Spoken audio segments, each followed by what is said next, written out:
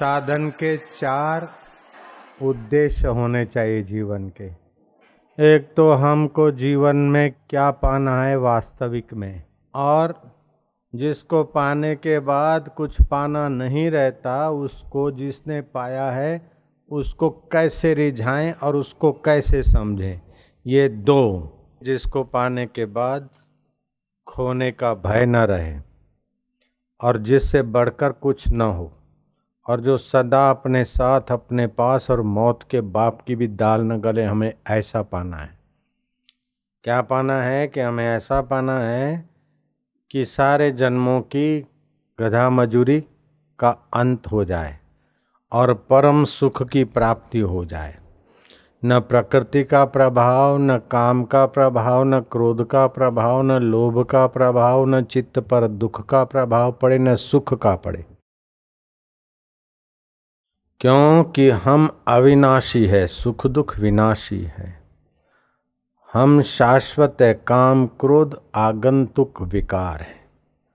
दुख शोक चिंता ये हमारे स्वभाव में नहीं है, आने जाने वाले हैं। तो हम अपने स्वभाव को पाएं।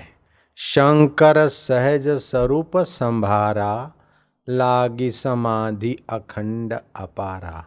शिव जी ने अपने सहज स्वरूप को संभारा तो फिर पार्वती का आग्रह ठाग्रह और मायके चले जाना शिव जी के चित्त में कोई माना नहीं रखता। बोलो, इतना बड़ा एक घटना घटी है, राम राज्य के बदले राम वनवास हुआ है और लक्ष्मण भैया तो तिल मिला गए हैं। भैया एक हाथ में पृथ्वी को मैं ढेला मानता हूं, एक हाथ में अपना सत्य और पुरुषार्थ की चट्टान, पृथ्वी के किसी राजा को मैं कुछ नहीं मानता। मेरे भैया का राम राज्य के बदले राम वनवास के पीछे जिन राजा महाराजाओं का और कूटनीतियों का हाथ हो, मैं उनसे टकरा कर उन्हें चूर चूर कर सकता हूं। मेरे भाई श्री तो अनुज भैया लक्ष्मण तो थोड़े तिलमिल आ गए, लेकिन राम कहते हैं कि भाई लक्ष्मण, क्रोध ठीक नहीं है। और किसके लिए इतना करें? अगर जगत सच्चा होता, जगत के भोग सच्चे होते, सुख सच्चा होता, ये आयुष्य सच्चा होता तो कुछ सोचते। जो सत्य है वो तो अपने आप में राम जी तृप्त थे, और जो मिथ्या है, जो अपने न चाहे हुए और घटना घटी, तो उसमें देव की लीला है और वो प्रारब्ध वेग से पसार हो जाएगी। क्रोध बड़ा शत्रु है, वासना वैतरणी नदी है, ज्ञान परम अमृत है। तो अपने जीवन का लक्ष्य परमात्मा ज्ञान पा लेना चाहिए, जिससे बढ़कर कोई ऊंची अवस्था नहीं है। आप अपना उद्देश्य ऐसा बना लो कि हमें एक ऐसी चीज पानी है जो मौत का बाप छीन न सके, दुख उसे दबा न सके, और कोई भी सुख उसको छोटा न दिखा सके। वो इतनी ऊंची चीज होनी चाहिए। जैसे क्लार्क में से कलेक्टर बन गए तो अरे क्लर्क की पोस्ट छोटी थी, हम कलेक्टर बन गए, मिनिस्टर बन गए, फलाने बन गए। ये तो एक से एक पोस्ट बड़ी है, लेकिन वो सारे बने बनाए फिर आकर शमशान में सो जाते, बना बनाया सब चौपट हो जाता है। लेकिन एक ऐसी चीज है कि शमशान का बाप भी उधर कुछ नहीं कर सकता। भगवान कहते हैं यन लब्धवा न चा परम, जिसको उपलब्ध करके अपर कोई लाभ नहीं। यन लब्धवा न चा परम लाभम मन्यते न अधिकम तथा, उससे बड़ा कोई लाभ नहीं। यस्मिन स्थितो न दुखे न गुरुणापि विचालित, जिसमें स्थित होने के बाद बड़े भारी विघ्न बाधा कष्ट आए।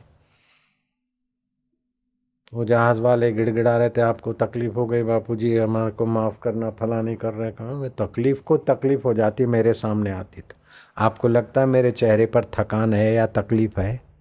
नहीं, एक ऐसा तत्व है आपके साथ भी, आपके पास भी। सच पूछो तो आप ही वही हैं, अगर देखा नहीं इसीलिए। युवराज को पिता ने कहा बेटा राजगद्दी पे तो तुझे बैठाता हूँ, लेकिन ये जो बक्सा है ना संदूक, इसको मैंने ताला लगवाया है, कुंजी मेरे खास मंत्री को देकर मैं जाता हूँ भगवान के चरणों में, 2-5 दिन का मेहमान। पिताजी सचमुच में चले गए। अब राजकुमार को वहां के वो जो संदूक, वो जो बैग थी पिता ने कहा और सारा खजाना और राज तुझे देता हूं, लेकिन इस बैग का ताला खोलना नहीं, कुंजी मैंने फलाने मंत्री को दिया है, इसको कभी न देखना।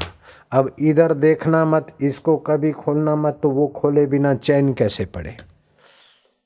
तो मंत्री ने कहा ये आपको दूंगा तो मूल राजा की अवज्ञा होगी, और नहीं दूंगा तो अभी आप राजा हैं, आपकी अवज्ञा होती। मैं धर्म संकट में हूं, अब आप ही बताओ। अब वो सोचे कि क्या करूं, पिता की आज्ञा तोड़ूं कि अपनी आज्ञा चलाऊं क्या। ऐसे करते चिंता चिंता में वो युवराज दुबला हो गया। आखिर उस मंत्री ने देखा कि युवराज चिंता चिंता में दुबला हो रहा है थोड़ा। बोले अच्छा आप ही राजा हैं, वो भी राजा थे आपके पिता, मैं उनसे माफी मांग के आपको कुंजी दे देता हूँ।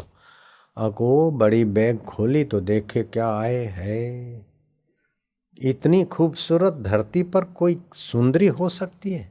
शादी करूंगा तो मैं तेरे से करूंगा, नहीं तो मैं बाल ब्रह्मचारी रहूंगा, तेरे बिना भी क्या जीना। बस वो भला उसका फोटो भला। अपने मंत्रियों को, खास मंत्रियों को बुलाया कि पूरे गांव में ढंढेरा पीटो और इस फोटो की फोटोकॉपियाँ कराओ, मतलब इस फोटो की प्रतियाँ करवाओ। फोटोकॉपियाँ नहीं होती थी उस समय, दूसरे चित्रकारों को बुलाकर, और गांव गांव भेजो, नगर नगर भेजो। इसी सुंदरी के बाप को जो चाहिए वो देंगे, और ये सुंदरी जो शर्त रखे वो देंगे, वो मेरे से विवाह करे। पूरा अपने राज्य में छान मारा, न वो सुंदरी थी न सुंदरी का बाप था। आसपास के नगरों में भी भेजा गया। आखिर पुराना उसके पिता का मित्र जानता था कि सुंदरी का जो फोटो है वो कौन है।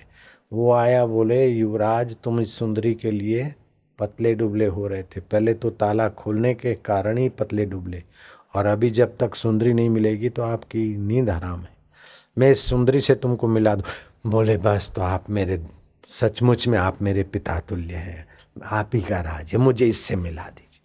बोले इससे मिला दूंगा, शर्त यह है कि अभी जो तुम्हें थोड़े थोड़े हल्के सी ये मूँछों की लकीरें आ रही हैं, इसको एकदम नेशनल हाईवे करवा दो अच्छी तरह से, और मेरे पास सामान रखा है वो मैं आपको लगाऊंगा।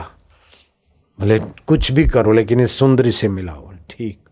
जो सामान रखा था उस क्या था मूल, कि युवराज के बाप ने युवक को बहुत स्नेह करता था, तो वो जब किशोर अवस्था लगभग पार कर रहा था तो उसको नर्तकी जैसा सजाया था, सुंदरी जैसा, और सुंदरी जैसा सजाकर उसका चित्र ले रखा था। अब उसको पता ही नहीं कि मेरा ही चित्र है।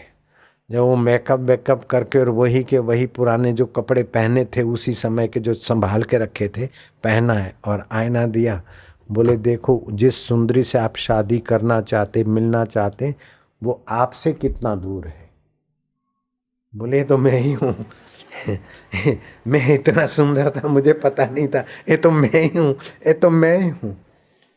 ऐसे ही दुनिया का जो भी सुख और सौंदर्य है, तुम्हारे आत्म सुख से बढ़कर कोई सुख सौंदर्य नहीं है। केवल पता चलाने की अवस्था आ जाए, उसमें तो मेकअप और कपड़ा था, इसमें तो साधन और ज्ञान है बस। तो ये चार बातें समझ लेना कि आप अपना जीवन का उद्देश्य ऊंचा बना लीजिए, कि हम एक ऐसी चीज पाएं कि जिससे बढ़कर कोई नहीं, और जिन्होंने वो पाई है उनको हम कैसे प्रसन्न करें, और उनसे हम कैसे सीखें, और उस चीज की भूख कैसे जगाएं, उस चीज को पाने के लिए क्या साधन है और क्या नजरिया है। बस एक बार लक्ष्य बन जाता है, काम बन जाता है। यहाँ तो लक्ष्य बना तो काम बनता है, लेकिन लोग आईएएस ऑफिसर होने का लक्ष्य बनाते हैं। 2.5 लाख बच्चे हर साल भर्ती होते, कलेक्टर होने के सपने देखते, और कसरत करते करते उसमें से कितने तो जैसे पनझड़ में झड़ जाते हैं। बाकी जिनकी परीक्षाएं होती है उसमें से भी हर साल 600 को नौकरी मिलती है। अब चल पड़ा पायलट बनने का, पायलट बनेंगे, जहाज उड़ाने वाले बनेंगे। सैकड़ों नहीं हजारों हजारों छोरे पायलट बन गए, और 6,000 की नौकरी के लिए बेचारे घूमते रहते। 6,000 की नौकरी नहीं मिलती। जितने पायलट चाहिए आपको 5,000 में नौकर मिल जाएंगे, लेकिन उतने जहाज कहाँ, और जहाज में बैठने वाले लोग उतने कहाँ। वे 10-10 लाख रुपया खर्च करते पायलट बनने के लिए, और फिर 5-6 हजार की नौकरी भी मिले ना मिले। तो उसमें संदेह है। लेकिन आप ईश्वर के लिए अगर 10 महीने का अनुष्ठान करते हो और ईश्वर मिले न मिले ये संदेह अगर आता है तो उस संदेह को गोली मार दो, क्योंकि नौकरी सीमित है, कुर्सियां सीमित है, परमात्मा असीम है, हर दिल की धड़कनें उसी की सत्ता से। कबीर जी ने ऐसे लोगों पर दया खाकर कहा, जितना हेत हराम से उतना हरि से होए, कहे कबीरावा दास का पला न पकड़े कोई। 2.5 लाख बच्चे चलते, कलेक्टर होने को 600 ही कलेक्टर की पोस्टिंग होती है कि हर साल 600 कलेक्टर रिटायर होते होंगे। और सैकड़ों हजारों पायलट बनने के लिए जख मारते बेचारे। हमने तो देखा कि एयरपोर्ट और उसके इर्द गिर्द उतने कुत्ते नहीं जितने पायलट होके बेचारे चक्कर मार रहे होने के लिए विद्यार्थी बेचारे भरे। अभी भी देखा तो 15-20 थे एयरपोर्ट पे उतरे ना, 15-20 खड़े थे। उनको कपड़े बपड़े पहरा देते हैं हम पायलट के, हम जहाज उड़ाने वाले हैं, जहाज उड़ाने। अरे कुछ भी नहीं, कार चलाना कठिन है, जहाज चलाना उतना भी कठिन नहीं। हमने चला के देखा, हमारे बेटे ने चला के देखा, क्या बड़ी बहादुरी है। लेकिन वो लग जाती है पट्टी, वही को लग जाता है। तो जो पहले बच्चे नम्र थे, प्रणाम करते थे, दंडवत करते थे, वहाँ भर्ती हुए तो यूं ही खड़े थे। मैं क्या बड़ा पायलट भूत बन गया है। तो नारायण हरि नारायण। तो अड़ोस पड़ोस में आएंगे जाएंगे वर्दी पहन के क्या मारो दीकरो के प्लेन उड़ाड़े छे, पण अरे तारा दीकरानी दशा શું બાપડાની। 8-8, 10-10 लाख खर्च के फिर 4-5 हजार की नौकरी मिलना मुश्किल है। 6,000 की नौकरी के लिए तो ऐसे पायलट मेरे पास मेरे साथ जहाज में चलते हैं। बोले बाबू आप कोई जहाज खरीदो, उनको रख लो, हम परिवार सहित सेवा करेंगे, हमें कोई जहाज नहीं रखना है। हमारे पास तो वो चीज़ है कि सारे जहाज वाले और सारे कुर्सियों वाले और सारे दुकानों वाले और सारे अमृत के घड़े वाले देवताओं का खजाना भी मेरे आगे और जहाज देवताओं के छोटे लगते, तो ये जहाज क्या माना रखता है। नारायण हरि नारायण हरि। स्नातम तेन सर्व तीर्थम, उसने सारे तीर्थों में नहा लिया। दातम तेन सर्वदातम, उसने सारे दान पुण्य वेद पाठ आदि का लिए। कृतम तेन सर्व यज्ञम, उसने अश्वमेघ यज्ञ, पुत्रेष्टि यज्ञ, वाजपेयी यज्ञ, अमुक यज्ञ कर लिए।